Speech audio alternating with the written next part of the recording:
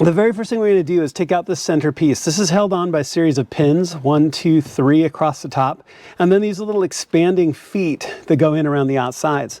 So you're going to want to take a plastic trim tool and very carefully get in between the trim and the dash itself. Now, I find that as this starts to give, it'll start to give from underneath a little bit. If I can get my fingers underneath, which is really hard to see right at the moment, but it helps me get a little bit better grip and apply a little bit of even pressure.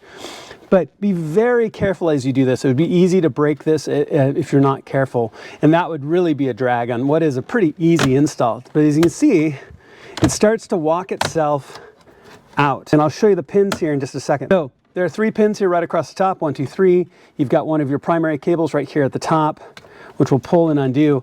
And then you have 2 cables here at the bottom. Now, it is potential that you could just slide this off to the side, but I'm gonna unplug it so I don't pull on this or do anything bad. So just very carefully pull these cables out. And they will be, if you've never had your dash off in your car, they could be really stubborn. They could be really, really tight. So just be patient as you get these out. BMW is really famous for making plugs that fit very tightly. Okay, so go ahead and take this and set it safely aside.